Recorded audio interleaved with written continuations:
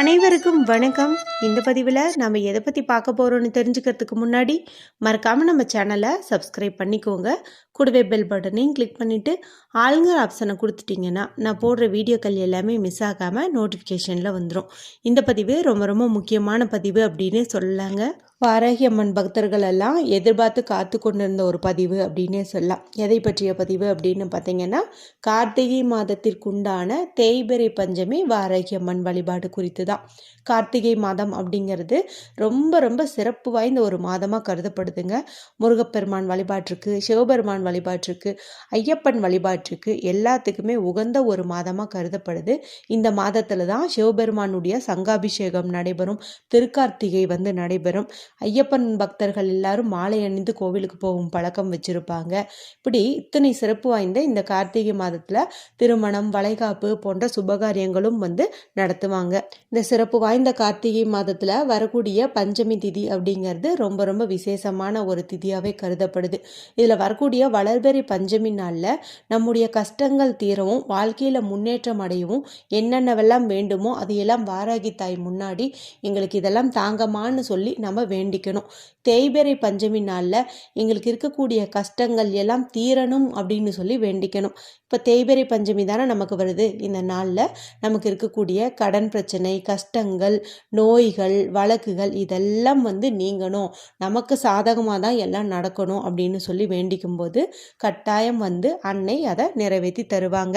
சரி, இந்த முறை நமக்கு பஞ்சமி திதி எந்த கிழமையில தொடங்குது, திதி நேரம் எப்போ ஸ்டார்ட் ஆகுது, முடியுது, என்ன மாதிரி வழிபாடு செய்யணும் அப்படிங்கிறது குறித்து பார்த்தலாம். இந்த மாதிரி நமக்கு பஞ்சமி திதியானது நவம்பர் மாதம் 19ஆம் தேதி செவ்வாய்க்கிழமை இரவு 10:01 அப்படிங்கும்போது தொடங்குதுங்க. இது எப்போ முடியுது அப்படின்னு பார்த்தீங்கன்னா, நவம்பர் 20 கார்த்திகை மாதம் 5ஆம் தேதி புதன்கிழமை இரவு 9:41 அப்படிங்கும்போது முடியுது. இப்போ நம்ம எந்த நாளில் வாராகி அம்மன் வழிபாடு செய்யணும் அப்படின்னு கேட்டிங்கன்னா, நவம்பர் 20 கார்த்திகை 5 புதன்கிழமை நாளில் தான் நம்ம வழிபாடு செய்யணும். இந்த முறை நமக்கு ரொம்ப ரொம்ப விசேஷமான ஒரு நாளில் தான் தேய்பிறை பஞ்சமி வருது. இதில் நமக்கு 5ங்கிற எண் ரொம்ப சிறப்பாக அம்சமாக அமைஞ்சிருக்குது. 5ங்கிற எண்ணுக்கும் வாராகி அன்னைக்கும் என்ன தொடர்பு அப்படின்னு பார்த்தீங்கன்னா, வாராகி தாய் அப்படிங்கிறவங்க பஞ்சபூதங்களை உள்ளடக்கிய ஒரு தாய் அப்படின்னு சொல்லலாம். பஞ்சம் அப்படின்னா 5, பஞ்சமி அப்படிங்கிறது அமாவாசை மற்றும் பௌர்ணமி முடிந்து வரக்கூடிய 5வது திதி.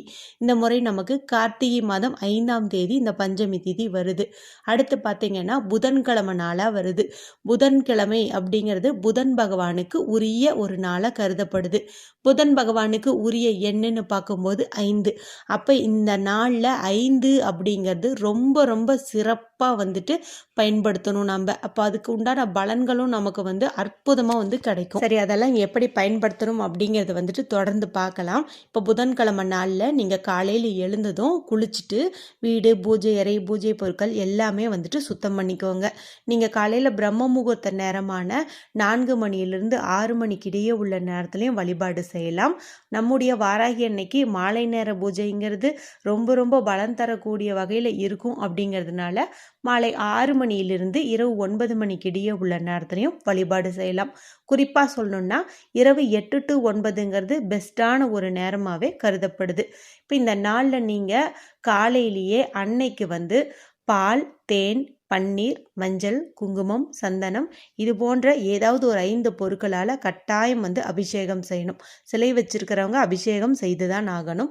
அடுத்து படம் வச்சிருக்கிறவங்க படத்தை தூய்மைப்படுத்தி மஞ்சள், குங்குமம் 5ங்கிற எண்ணிக்கையில் இட்டீங்க அப்படின்னாவே போதும். இப்போ உங்ககிட்ட படமும் இல்லை, சிலையும் இல்லை அப்படின்னு நினைக்கிறவங்க புதுசாக ஒரு மண்ணகல் வாங்கி வச்சு அதையே நீங்கள் மாதந்தோறும் வரக்கூடிய வளர்பிறை பஞ்சமி நாள்லையும் தேய்பிறை பஞ்சமி நாள்லையும் ஏற்றி வழிபாடு செய்யறது நல்ல பலனை கொடுக்கும். அந்த தீபச்சுடர் மூலமாகவே வாராகி அன்னை உங்களுக்கு காட்சி கொடுப்பாங்க. ஒவ்வொரு பஞ்சமி திதியிலையும் 5 முகம் கொண்ட அகல் விளக்கோ குத்து விளக்கோ ஏற்றி வைக்கிறது சிறப்பு. இல்லைன்னா தனித்தனியாவது 5 அகல் விளக்கு ஏற்றி வைக்கிறது விசேஷம். கட்டாயம் அன்னைக்கு 5 சுடர் விட்டு தீபம் எரியறதுங்கிறது அற்புதமான பலன்களை தரும்.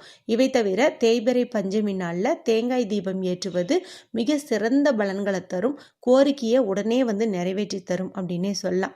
நம்முடைய சேனலில் ஏற்கனவே தேங்காய் தீபம் எப்படி ஏற்றணும், ஏற்றிய பிறகு அந்த தேங்காய், பச்சரிசி அந்த பொருட்களை என்ன பண்ணணும் என்பது குறித்து தெளிவான விளக்கத்தோட தனி பதிவு வந்து போட்டிருக்கிறேன். அந்த வீடியோ பார்த்தீங்கன்னா உங்களுக்கு தேங்காய் தீபத்தில் எந்த ஒரு சந்தேகமுமே வராது. அதனுடைய லிங்கை வந்து இந்த வீடியோ முடியும் போது வரக்கூடிய எண்டு ஸ்க்ரீனில் கொடுக்குறேன், மறக்காமல் பாருங்கள். இந்த தேங்காய் தீபமும் நீங்கள் இன்றைக்கி ஏற்றலாம், 5 அகல் விளக்கு தீபமும் ஏற்றலாம், நான் சொல்கிற பரிகார தீபமும் ஏற்றலாம். எத்தனை தீபம் ஏற்றமோ அத்தனை சிறப்பு அப்படின்னே வந்து சொல்லலாம். நிவேதனம்னு பார்க்கும்போது மண்ணுக்கடியில் விளையக்கூடிய கிழங்கு வகைகள் எதுவாக இருந்தாலும் வைக்கலாம். அதாவது உருளைக்கிழங்கு, முள்ளங்கி, கேரட், பீட்ரூட், சர்க்கரை வெள்ளிக்கிழங்கு இதெல்லாம் வந்து நீங்கள் வைக்கலாம். சர்க்கரை பொங்கல் வைக்கலாம், மிளகு சேர்த்த பொங்கல் வைக்கலாம், மிளகு சேர்த்த வடை வைக்கலாம், கருப்பு உளுந்தினால் ஆன வடை வைக்கலாம், நவதானியத்தினால் ஆன அடை வந்து வைக்கலாம், பானகம் வைக்கலாம். இது எதுவுமே செய்ய முடியலங்கும் போது ஒரு டம்ளர் பாலில் நிறைய சர்க்கரை சேர்த்து வைக்கலாம். இல்லைன்னா ஒரு டம்ளர் தண்ணீரில் சிறிதளவு மஞ்சள் தூள் போட்டு அதை கூட நீங்கள் வந்து வைக்கலாம்.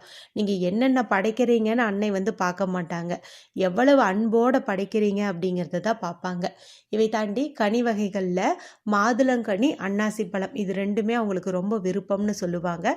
கிடைச்சா அதையும் வந்துட்டு நீங்கள் வையுங்க. மாதுளை முத்துக்களை 108 எண்ணிக்கையில் தனித்தனியாக எடுத்து வச்சு ஓம் வாராகி தாயே போற்றின்னு 108 முறை அந்த முத்துக்களால் அர்ச்சனை செய்கிறது இன்னும் விசேஷமான பலன்களை வந்து தரும். அடுத்து அன்னையை அலங்காரம் செய்வதற்கு பூக்கள் வந்து சிவப்பு நிறத்தில் இருக்கக்கூடிய செம்பருத்தி பூ, செவ்வரளி பூ, இட்லி பூ இதெல்லாம் வந்து பயன்படுத்தலாம். வாசனை மிகுந்த மல்லிகை பூவையும் நீங்கள் தாராளமாக வந்து பயன்படுத்தலாம். மறிக்கொழுந்து பயன்படுத்துறது இன்னும் சிறப்பான பலனை கொடுக்கும். நீல நிறத்தில் உங்களுக்கு சங்குப்பூ கிடைக்குது, கருந்துளசி கிடைக்குது அப்படின்னா அதையும் கூட நீங்கள் வந்து பயன்படுத்துங்க. அடுத்து தீபமெல்லாம் ஏற்றி வச்சுட்டு ஊதுபத்தி, சாம்பிராணி எல்லாமே வந்து நீங்கள் ஏற்றி வச்சுடுங்க. இப்போ நம்முடைய பூஜை அறையை பார்த்தீங்கன்னா நல்ல ஒரு தெய்வீக மனம் கமழும் இடமா வந்து மாறிடும். அதுக்கு முன்னாடி திரும்ப திரும்ப கேட்டுட்டு இருக்கிற ஒரு கேள்விக்கான பதிலை கொடுத்துட்றேன். அதாவது மாத விளக்கு ஆகிட்டு ஒரு 3வது நாளில் பஞ்சமி தீதி வந்தால் வழிபாடு செய்யலாமான்ட்டு வந்து கேட்குறாங்க. இப்போ உங்களுக்கு 3வது நாள் ப்ளீடிங் எல்லாம் ஆகலை, சுத்தமாயிடுச்சு அப்படிங்கும்போது நீங்கள் தலைக்கு குளிச்சுட்டு வீடு பூஜை அறையில் சுத்தம் பண்ணிவிட்டு தாராளமாக வழிபாடு செய்யலாம். ப்ளீட் ஆகிட்டு இருக்குது அப்படிங்கும்போது ஒரு 5 நாள் வரைக்கும் நீங்கள் வெயிட் பண்ணணும். பஞ்சமி திதியை தவற விட்டாலும் பரவாயில்ல, நம்ம அடுத்த பஞ்சமிக்கு கூட கும்பிட்டுக்கலாம். ஆனால் 5 நாளைக்கு முன்னாடி வாராகி அன்னைக்கு வந்து தீபம் ஏற்றுவது கூடாது அப்படிங்கிறது என்னுடைய கருத்து. ஒவ்வொருத்தங்களும் ஒவ்வொரு கருத்து வைப்பாங்க. ஆனால் உண்மையை சொல்லணுன்னா ஒரு 5 நாள் வரைக்கும் நம்ம பூஜை அறை பக்கம் போகாமல் இருக்கிறது நமக்கும் நம்முடைய குழந்தைகளுக்கும் வந்து நல்லது. சரி, இப்படி பூஜைக்கான ஏற்பாடுகள் எல்லாம் செஞ்சு வச்சுக்கோங்க. அதன் பிறகு இப்போ நான் சொல்கிற இந்த பரிகாரத்தையும் செஞ்சீங்க அப்படிங்கும்போது உங்களுக்கு இருக்கக்கூடிய அத்தனை கடன் பிரச்சனைகளும் நீங்கும், நல்ல பண சேர்க்கை உண்டாகும். இதன் மூலமாக நிம்மதியாக சந்தோஷமாக வந்து வாழ முடியும். இதுக்கு நமக்கு தேவையானது அப்படின்னு பார்த்தீங்கன்னா ஒரு தட்டு வந்து எடுத்துக்கோங்க. பூஜை அறையில் பயன்படுத்துகிற தட்டும் எடுத்துக்கலாம், சில்வர் தட்டும் வந்து எடுத்துக்கலாம். நல்லா சுத்தம் பண்ணிவிட்டு 5ங்கிற எண்ணிக்கையில் மஞ்சள் குங்குமம் வந்து இட்டுக்கோங்க. அடுத்து நமக்கு தேவைப்படுறது அப்படின்னு பார்த்தீங்கன்னா 5 செம்பருத்தி இலை வந்து தேவைப்படுது. வாராகி அன்னைக்கு செம்பருத்தி பூ எந்த அளவுக்கு பிடிக்குமோ அதே போல் செம்பருத்தி இலையும் வந்து ரொம்பவும் பிடிக்கும். அது 5 எண்ணிக்கையில் எடுத்துட்டு நல்லா கழுவி ஒரு காட்டன் கிளாத் வச்சு தொடச்சிக்கோங்க. அடுத்தது ஒரு சின்ன தட்டில் மஞ்சள் தூள் வந்து எடுத்துக்கோங்க.